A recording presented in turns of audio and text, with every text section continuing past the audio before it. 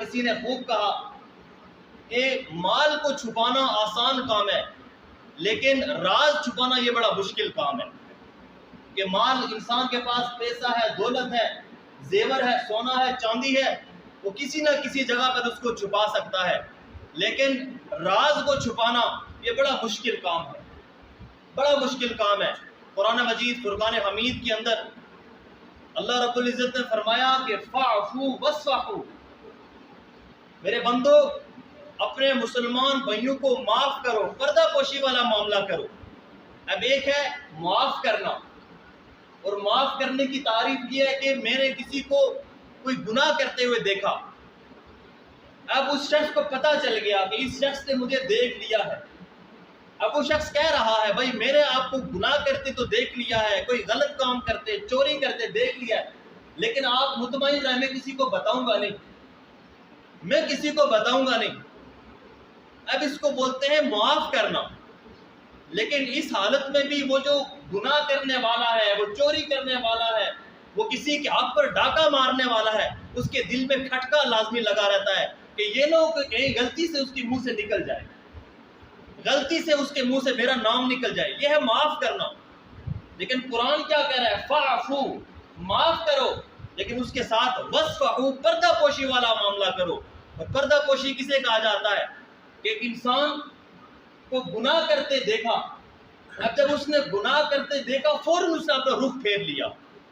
فوراً اس نے اپنی آنکھیں پھیر لی کہ یہ نہ ہو کہ وہ مجھے دیکھ لے۔ ایک انسان کوئی گناہ کرتے انسان اسے دیکھ لے تو انسان ایک دم اپنا چہرہ پھیر لیتا ہے، اپنا رخ پھیر لیتا ہے، اپنی توجہ ہٹا دیتا ہے کہ یہ نہ ہو کہ میرے دوسرے بھائی کو پتہ چل جائے۔ تو قرآن کہہ رہا ہے فاعفو واصفحوا، کہ تمہیں چاہیے کہ تم معاف کرو، اور معافی نہیں بلکہ چشم پوشی والا معاملہ کرو، چشم پوشی والا معاملہ کرو۔ اور اللہ کی کریمی دیکھیں، اللہ کی ذات اتنی رحیم ہے،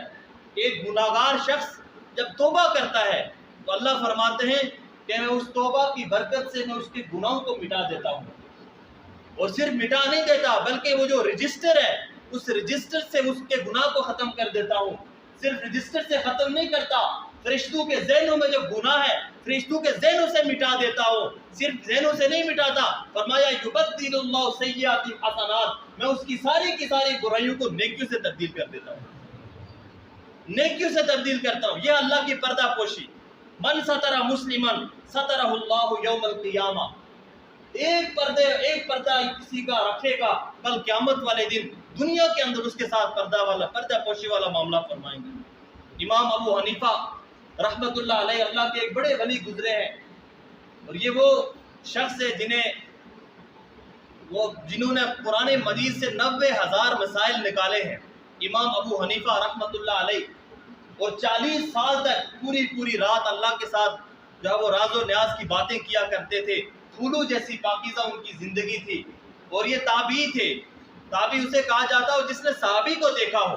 اور صحابی اسے کہا جاتا ہے جس نے وقت کے نبی کو، ہمارے نبی حضرت محمد مصطفیٰ صلی اللہ علیہ وآلہ وسلم کو دیکھا ہو، اسے صحابی کہا جاتا ہے۔ تو یہ تابعی تھے امام ابو حنیفہ، 2 رکعت کی نماز کے اندر پورا قرآن پڑھ لیتے تھے، پورا قرآن ختم کر لیتے تھے۔ تو امام ابو حنیفہ رحمت اللہ علیہ، ان کے بارے میں ان کے حالات زندگی میں آتا ہے کہ اللہ نے انہیں ایک کرامت عطا کی تھی، اور وہ یہ کرامت یہ تھی کہ جب کوئی شخص وضو کرتا تو حدیث پاک کے اندر آتا ہے کہ انسان جب وضو کرتا ہے، وضو کی وجہ سے وہ جب چہرے پر پانی پھینکتا ہے تو اس چہرے پر پانی پھینکنے کی وجہ سے اس کی آنکھوں نے جو گناہ کیے ہیں وہ زائل ہو جاتے ہیں، اس کی زبان نے جو گناہ کیے ہیں وہ ختم ہو جاتے ہیں، وہ ہاتھ دھوتا ہے، ہاتھ سے اس کے گناہ زائل ہو جاتے ہیں، پاؤں دھوتا ہے، پاؤں سے اس کے گناہ زائل ہو جاتے ہیں۔ امام ابو حنیفہ رحمت اللہ علیہ، اللہ کے ایک ولی، وہ فرماتے ہیں کہ جب کوئی شخص وضو کرتا تھا تو مجھے اس کے گناہ دھلتے ہوئے نظر آ رہے تھے کہ اس شخص نے بدنگاہی کی ہے، اس شخص نے جو ہے وہ کسی کی چوری کی ہے، اس نے کسی کا حق مارا ہے، اس نے جو یہ پاؤں چل کر کسی کے خلاف جو سازش کرنے کے لیے گیا، وہ جو کام کرتا، اس کام کرنے کی وجہ سے اس کے جو گناہ دھلتے تھے، امام صاحب فرماتے ہیں کہ مجھے وہ گناہ دھلتے ہوئے نظر آتے تھے۔ لیکن دیکھیے ستر پوشی والا معاملہ دیکھے، اللہ سے دعا کرتے ہیں اللہ سے دعا کرتے ہیں اللہ مجھ سے اس کرامت کو لے لے، مجھ سے یہ کرامت چھین لے، اس لیے کہ تیرے بندوں کے نقائص، تیرے بندوں کے عیب میرے دل کے اندر آ رہے ہیں، تیرے بندوں کی خامیوں سے میں واقف ہو رہا ہوں، اے اللہ مجھ سے یہ چیز چھین لے۔ چنانچہ اللہ نے وہ امام صاحب سے وہ چیز چھین لی۔ اب وہ لوگ تھے